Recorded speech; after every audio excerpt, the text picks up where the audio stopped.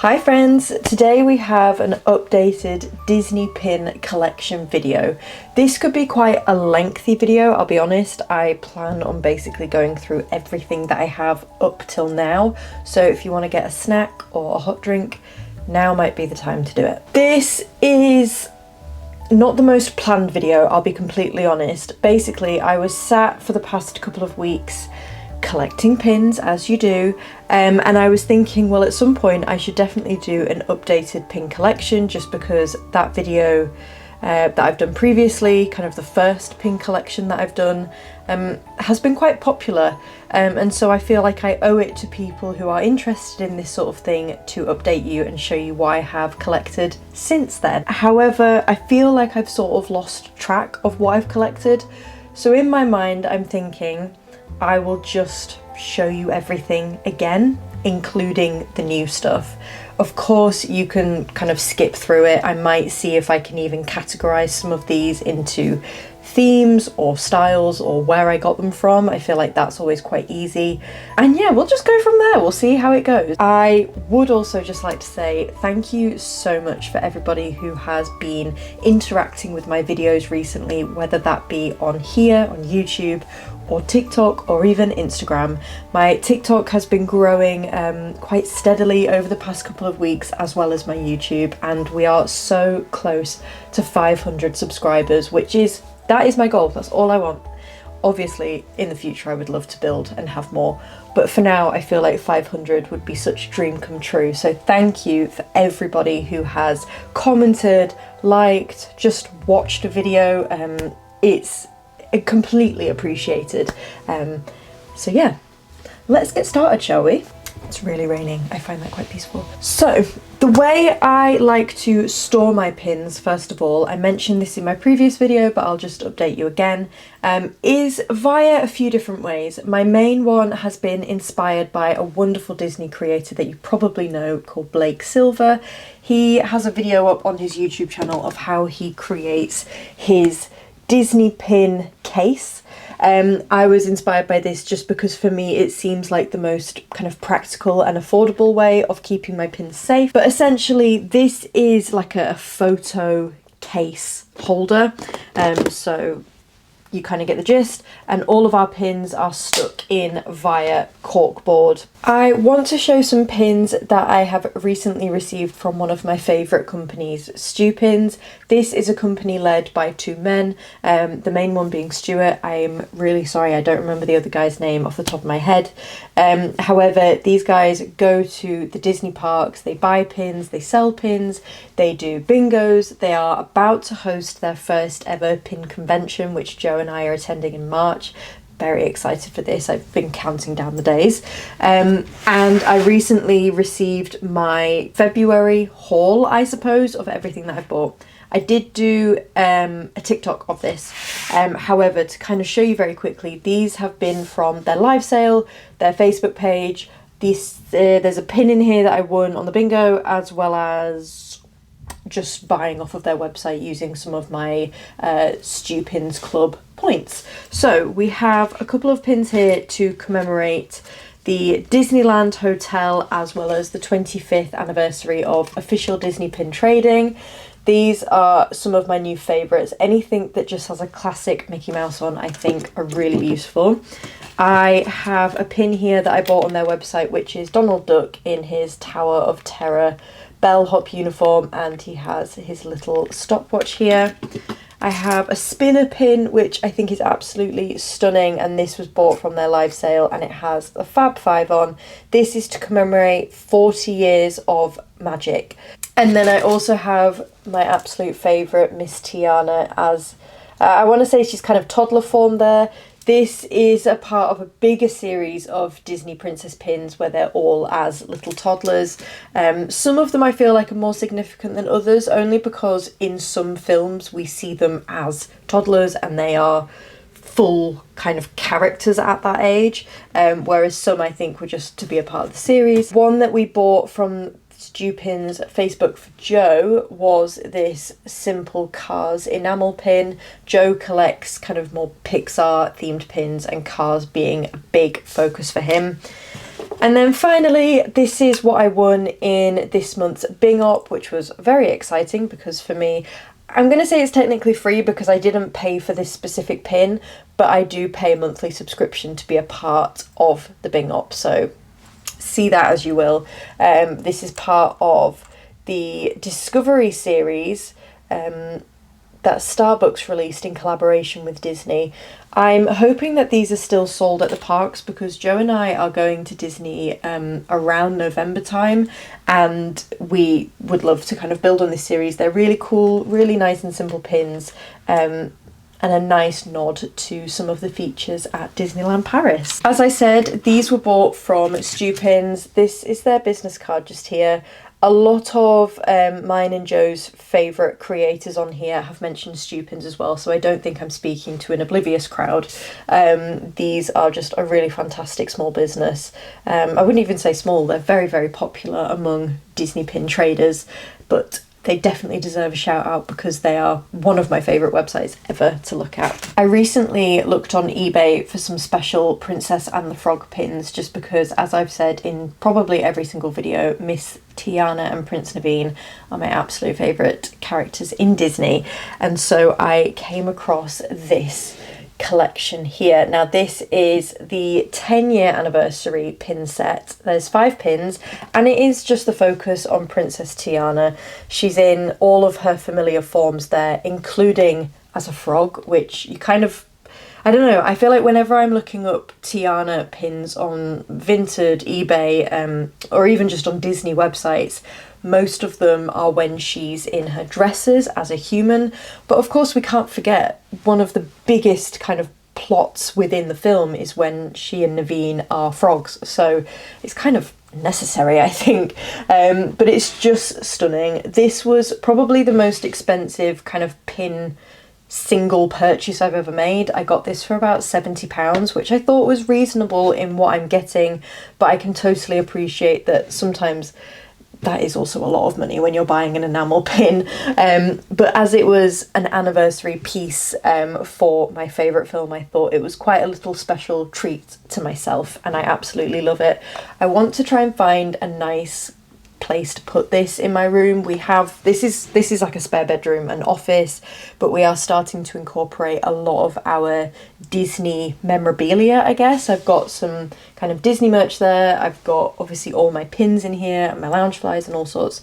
And so I feel like something like this deserves like a nice little shelf or ledge to put it on. So we'll see. I think the easiest way to go about talking about the big case of pins is to do a bit of a quick fire rundown, I suppose. Quick side note, Joe and I have recently been watching a really fabulous couple who run the channel Disney and Days Out. We have mainly been watching their pin trading videos when they go to conventions, but we've also discovered some videos that they do at the Disney parks, and we just love having them on to not only see what pins they're trading, but also it's, I mean this in the best possible way, it's great background noise. It's great listening to people who are kind of seasoned traders talk about the history of pins, why they're priced the way they are, the kind of the rules of pin trading, I suppose. There is a lot to it, and as a pin trading newbie, I have a lot to learn. So we have really enjoyed watching these guys, and some of their videos are like 2 hours long, and believe me when I say we have watched them from start to finish and loved every minute. So yeah, I'm going to make a long video. Who cares? If you like it, you like it. If you don't, that's cool. The case. This is where I keep the majority of my pins. Joe's pins are also in here, and just before he left for work this afternoon, he was giving me like a rundown of what to say for some of the pins so I don't get it wrong, so bear with me on that one. However, I'm going to start with my favourite little case. Of course, it is Miss Tiana. This is soon to be going on a bigger notice board which I've bought, because I'm going to be completely honest, I will probably never trade my Princess and the Frog pins. This is my main collection. This is the collection that I want to grow, basically to cover my entire wall. And so she needs a bigger home to live on. So within this case, a lot of these are Tiana for now. However, I have started to bring in Dr. Facilier here. However, we have James and Eudora, we have Tiana from the animation series, Tiana as a cake, Dr. Facilier as a Mickey head. We've got several here of just her green princess dress. This was probably, I think, the first Tiana pin that I bought in Disneyland, not last year, but the year before. And then we have a hidden Mickey pin here of Tiana, as well as the moment she kisses Naveen. This is just a little close-up of the pins I have. While I'm going through all of these pins, I'd love for you to comment, like, what's your main focus when collecting? Do you have a specific princess that you love, or just a style of pin? Yeah, what do you guys collect as well? If I've got some other Disney pin collectors here, please share your stories in the comments. That was one of my favourite things to do with Joe recently, when we've seen my previous Disney pin collection video kind of gaining quite a bit of momentum. A lot of people have really kindly commented, you know, welcome to the pin collecting world. They've given me tips on kind of where to go and what to collect. So yeah, it's been amazing, and so I would love to carry that on within this video as well. Final one for the Princess and the Frog collection for now was this here. So this was for the 15th anniversary. You've got Naveen and Tiana in human form, as well as Dr. Facilier. This actually goes quite nicely with my 15th anniversary lounge flyer that I also got recently. I think for some of my pins, also just another side note, most of the pins that we've bought, we have taken them out of their packaging and off of the card. Now, we have kept quite a few of the cards that they come on, just in case we ever want to display them differently, or if we think that the card adds any value. But I'd be really interested, I guess, to also know how some people choose how they want to present their pins. Now, do you go with, well, I know that this is pricey, so I'm not going to do anything to it? Or do you just choose to take them out of their packaging because you want to show them off? What's your go-to with pins? What do you do? My next collection that I have is just, this is what I call like my generic Disney collection, but I guess the focus is the park and the castle, I suppose. So these are, I think, some of the most beautiful pins I have actually. This one is not an official Disney pin. I was recently reached out to from, I guess, a Facebook friend, we can call her, and she said, hey, I no longer collect pins, so I've got a few to send you if you want. And that was incredibly kind, so thank you so much to the lady who did that for me. She actually sent me this Disneyland Park pin here, which is definitely one of my new favourites. When I saw it in the picture, I was like, are you sure? Like, that's really kind of you. And it also, there was this pin here, which I'm very aware is not an official trading pin, but it's just beautiful to have in the collection regardless.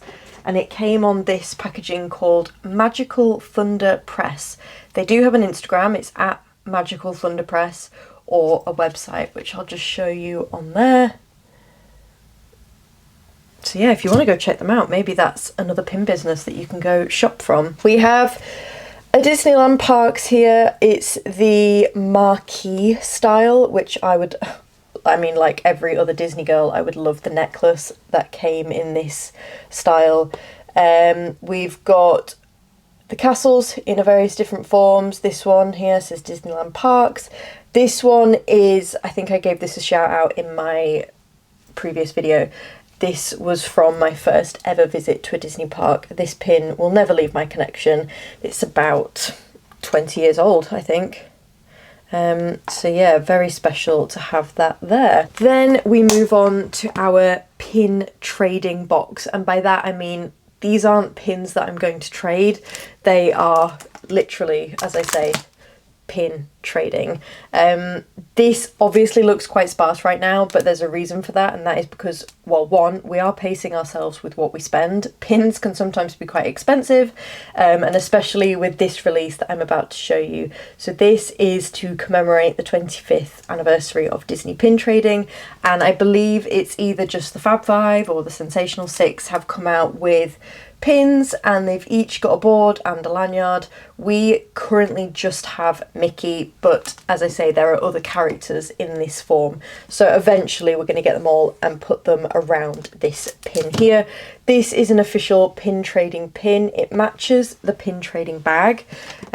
So for now, I'm just going to keep it as it is until we're ready to display them properly. Moving on to Sleeping Beauty. Now, I will say, I like Sleeping Beauty. I think the film's fabulous. I said this in a previous video, but I've never really seen her as one of my particular favourites, I suppose. However, Disneyland Paris is of course the home of Sleeping Beauty's castle, so there's quite a lot of pins and quite a few like nods to Sleeping Beauty at the park. So I just thought that would be a really cool collection to start. Now, we got these two back in September when we went. We really liked all of the Maleficent pins. I feel like quite a lot of people are fans of the Maleficent pins. I recently won this on eBay for about £3, so I was definitely going to get that. We have a little Maleficent pin here, and then this is also a recent purchase that I got from Stu Pins. This is probably my most sort of miscellaneous pin assortment. None of these are going to be traded as far as I'm aware, especially this one here. This was bought for me. I say bought for me. This was given to me via the Tooth Fairy at Disney World. I lost my tooth, and rather than receiving any money under my pillow, I woke up to a beautiful T for Tink pin. This on the back has the date 2007, so almost 20 years ago. That kind of makes me feel a bit ill. This is beautiful. I won't ever trade this, much like the Disneyland Mickey and Minnie outside of the castle pin. Far too special. It has too much meaning regardless of the value. The value is the memory of it. We do have a Slinky Dog here. We have a Princess and the Frog pin here, which I did buy knowing that it was a little bit damaged, but I feel like that will be an easy fix to get a link there. And then this was sent to me in one of my Bing Ops from Stu Pins, and it's Mushu and Mulan. This is probably the first series that Joe and I have completed. So for now, it's just going to sit in this case. We have no reason to change it, but maybe at some point we'll find a cool frame to put it in. But this is the Disney Villain series. They just came on here as far as I'm aware, so it's just a Disney Parks pin trading pin. It came on one of the black cards. It is of course all of our infamous villains. So we have Hades, Scar, Maleficent, the Evil Queen, Ursula and Jafar. We loved these because of how simple they were, but you know, still incredibly identifiable for who they are, and I thought that would be a great easy series to finish. As pin trading newbies, we have a long way to go, I suppose, with our pin collection, but we thought this was quite a nice one to finish. Now this is where we start to enter into Joe's pin collection, and this is where I feel a little bit of pressure to get my facts right. So here we go. Joe's pins are a little bit more miscellaneous in terms of what he currently has and what his focus is. As I said before, he is more of a Pixar boy. He loves Big Hero 6. He loves what else have we got? He loves Lilo and Stitch. He loves Brother Bear. He loves Cars. That's why I bring up Pixar. He's a big fan of Cars, as well as the Avengers series. So he kind of covers lots and lots of different categories. I'd say for now my focuses are more princess and park based, but yeah. So we have, of course, Hero and Baymax. These two are, I think, the only ones we've got actually for Big Hero 6. This one's in San Francisco. We have Big Feet Simba. This was actually the first pin that Joe got, so very special. We have the Amazing Spider-Man. We have, these are the two he's testing me on. This is Experiment 625, also known as Reuben. An underappreciated hero, shall we say. He's apparently just as crazy and as dangerous as Stitch, or evil as Stitch, is it? But he has a love for sandwiches. Reuben has actually been incredibly hard to find, and I think he's Joe's favourite character of all time. The amount of times he speaks about him, and but he's actually a hidden Mickey pin, so that looks like that could be a little series to work on. But yeah, if you know of where we can find any sort of Reuben merch, Reuben pins, if we can meet Reuben at any point, please let us know, because I feel like it would just make Joe's day if we could find more Reuben. And then we have Coda from Brother Bear looking into his reflection of some water. Okay, next up we have our Stitch collection. Some people seem to be very divided about Stitch. I'm not that bothered by him in terms of, I really like Stitch, and as you can see we have quite a lot of Stitch pins. I'm not offended by the fact that he's sort of overtaken Disneyland. I think it's just quite a fun way of showing off lots of characters in one. Clearly there's a reason he's taken over. I feel like there's something about his merchandise that's everywhere. It's in shops, it's in pins. It's just good fun. So we have Stitch with a frog, Stitch in bed, Stitch as Aurora, Stitch as a mermaid, Stitch as Elvis, of course. And then this is one of my favourite pins that I found, I think, on Vinted, which is Stitch in a watch. This, I believe, is a part of a series. Much like loads of pins, they come within a wider collection. I just love this box. I think it's really funny, it's really colourful. Yeah, and I love Stitch. I'm gonna say I'm on the side of people who love him and are not that bothered that he's sort of taken over merchandise. A set that Joe and I are working on slowly but surely is Monsters Inc. / kind of more Monsters University. So this is a set that I think I will have definitely shown in the previous video. We haven't really bought any more Monsters University pins recently. So we have all of the houses here. These two came in a set together, of course, Mike, and then an MU hat, which I'm on a mission to find my own MU hat to go with the varsity jacket and Loungefly next time we go to Disney. They are either super expensive or they just look quite cheap. So yeah, I'll get there.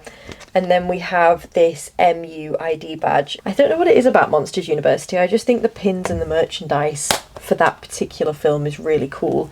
And I have the Loungefly and the varsity jacket. I'm thinking of doing like a really cool Disney bound with it next time we go, and especially because we seem to only go in the colder months, it'll be a great one to layer with a big hoodie and some cool jeans and look like, I was going to say look like an MU student, but I'm human, so that'll kind of break the illusion pretty quickly. This is definitely one of Joe's collections. This is kind of the start of the Cars one. As you saw earlier, we do now have the Cars emblem as well, so that'll be a really great one to add in here. Joe is currently on a mission. As much as he wants to find Reuben pins, he's also on a mission to find a really nice Doc Hudson pin.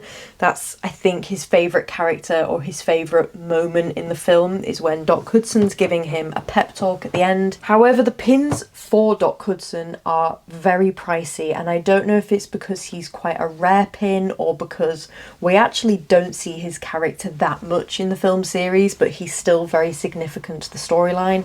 I don't know. Again, I'd love to kind of read your comments about that if any of you are avid Cars pin collectors. I think this is the final one for this case. This is the final case for Joe's collection, and as you can see, it's a work in progress. So we have the Avengers logo in many different forms. We of course have Captain America. Bear with me. This is also Captain America here. This one is Hawkeye. I hope I'm correct. Hawkeye, Hulk and Iron Man. He still has to collect Thor and Black Widow, which I can't remember if he's already bought them or if he's on the hunt for them. And then he's also sent me a picture of another Avengers pin of a similar theme that is on the way, so I can insert that here for you guys to see. Goodness me, I feel like I need like a breather, but we are nearly there. I have actually, while I was prepping some of the technology for today's filming, I was writing down the different categories of how I think it'll be best to film this. This case, I feel like I have pretty much shown all of the pins that are in there for now, so I am actually going to skip this, or maybe I'll just do like a very quick, just show you. We've got some Disney pins there. We have Couple of, oh, Tower of Terror pins. Actually, this one's new. I love the Tower of Terror. The first time I ever went on it was last September, and I didn't realise how fun it was. Joe and I came off that ride with like the most adrenaline in our body, so naturally I was like, well, I have to kind of make a whole pin collection about it now. We've got some of the Halloween pins from last year. We were starting to fall in love with pin collecting on our last few days of our holiday at Disneyland, and it just timed itself with the release of the new Halloween pins. So we've only got some of them. We do want to finish that series at some point, but maybe we'll focus it for the kind of latter half of the year. We have some more Stitch pins here. This one is such a stunner. I don't know what to do with it. I feel like it should have its own display because it's kind of overtaking the bag a little bit. And then this is some of pins here for Joe. Of course, Captain America's shield. And Groot. The final set I think I have to show you are the pins that I will be taking with me to Stu Pins Convention.